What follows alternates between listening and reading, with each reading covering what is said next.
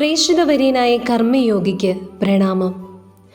ആത്മീയ ഉണർവിൻ്റെ കെടാവിളക്ക് കേരള സഭയെ ജ്വലിപ്പിച്ച് ആ ശോഭയാൽ അനേകരെ ദൈവത്തിലേക്ക് നയിച്ച ബഹുമാനപ്പെട്ട അബ്രാഹം ഈറ്റയ്ക്കുകുന്നേലച്ചൻ്റെ ദീപ്തമായ ഓർമ്മകൾക്ക് മുൻപിൽ DST തനയരുടെ പ്രണാമം. പ്രേക്ഷിത ജ്വാല DSTയുടെ കർമ്മബദ്ധങ്ങളെ തെളിച്ചു തരാൻ ആരംഭകാലങ്ങളിൽ ഞങ്ങളുടെ സഭാസ്ഥാപകനോടൊപ്പം ദീർഘവീക്ഷണത്തോടെ അച്ഛൻ നിലകൊണ്ടു. പ്രേക്ഷിതാഭിമുഖ്യമുള്ള യുവതികളെ വൊക്കേഷൻ ബ്യൂറോ വഴി ലോകത്തിൻ്റെ വിവിധ ഭാഗങ്ങളിലേക്ക് മിഷണറിമാരായി അയക്കുകയും ഒപ്പം ഒത്തിരി സഹോദരിമാരെ DSTയിലേക്ക് നയിക്കുകയും ചെയ്തു. DSTയുടെ ആദ്യ നിയമാവലി രചിക്കുന്നതിൽ ചാക്കോച്ചനോടൊപ്പം അബ്രാഹമച്ചൻ്റെ കരങ്ങളുമുണ്ടായിരുന്നു.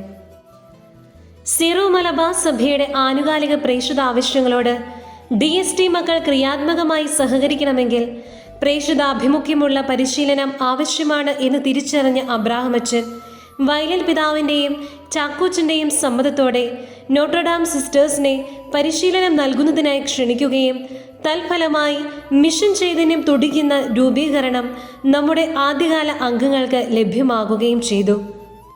DST മക്കളെ കൂടെ കൂടെ സന്ദർശിച്ച് വിശുദ്ധ കുർബാന അർപ്പിക്കുകയും പ്രേക്ഷിതാവേശം പകരുന്ന ക്ലാസുകൾ നയിക്കുകയും ചെയ്തുകൊണ്ട് പ്രേക്ഷിത വീഥിയിൽ ഒരു ദിശാബോധം പകർന്നു തരാൻ അച്ഛൻ ഏറെ യത്നിച്ചു.